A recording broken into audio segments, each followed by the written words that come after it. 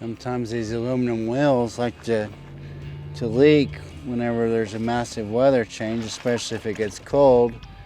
However, he's not having the exact same problem on the other 3 tires on the vehicle.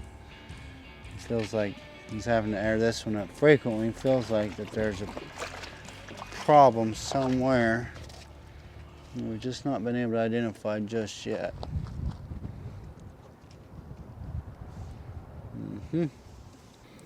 I was just kind of wondering if it just is seeping all the way around that. That's kind of what I was wondering. That's what I'm thinking. Because, I mean, there's bubbles everywhere around that where it should actually seat at. It's continuing to bubble. Yeah. So that's what we're looking at, is we're probably going to break this down. It just appears that everywhere, maybe we got a bad bead, maybe there's a piece of debris in the wheel, something like that. So we're going to break it down and see what's inside there. Appears to be bubbles on that wheel, and they're not coming up on this side, it's just on that one side. So what did you find on this tire here, sir?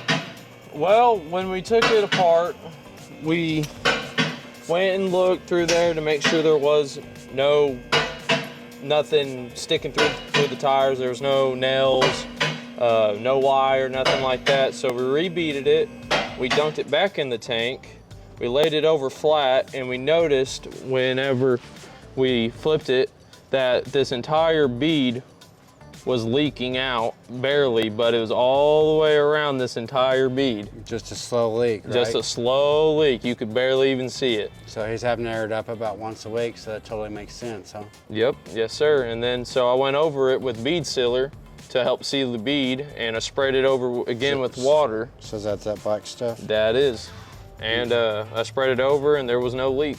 Okay, so you've soaped it down again and no leak? Yes sir.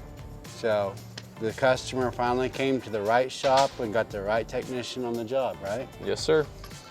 You confident? Yes sir. It sounds like it, I hear it. So what are you doing, Jason? Torquing the wheels down. You're torquing the wheels, what does that mean? You tighten it to a certain foot-pounds, so where you're driving down the road and the nuts don't come off and fly off down the road and you lose your tire, and you don't want to over-torque them where you break your studs off, and then that's a whole nightmare trying to replace. Okay, so show us how this torque wrench works.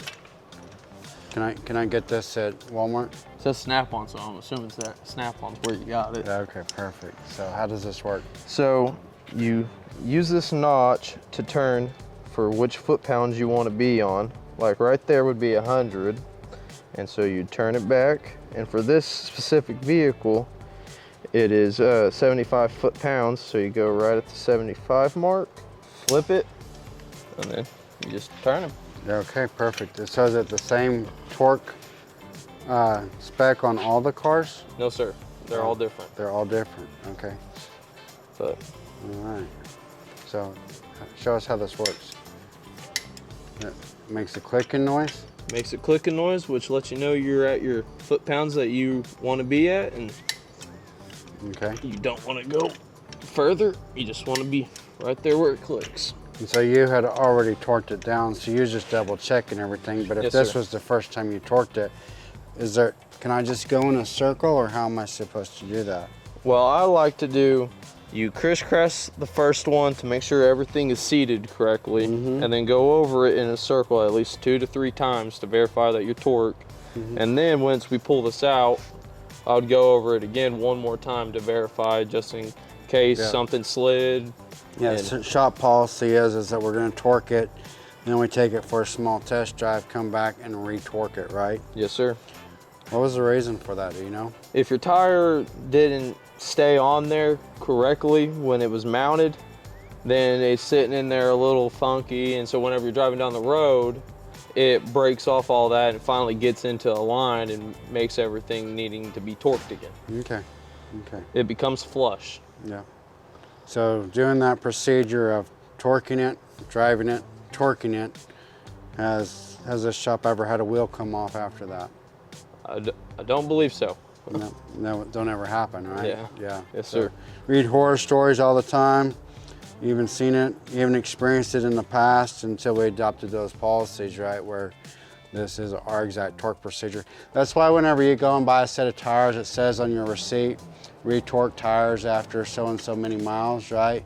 However, if the shop has a very stringent policy on how to torque it, or they torque it, they drive it, they torque it again, more often than not, you're going to be good to go.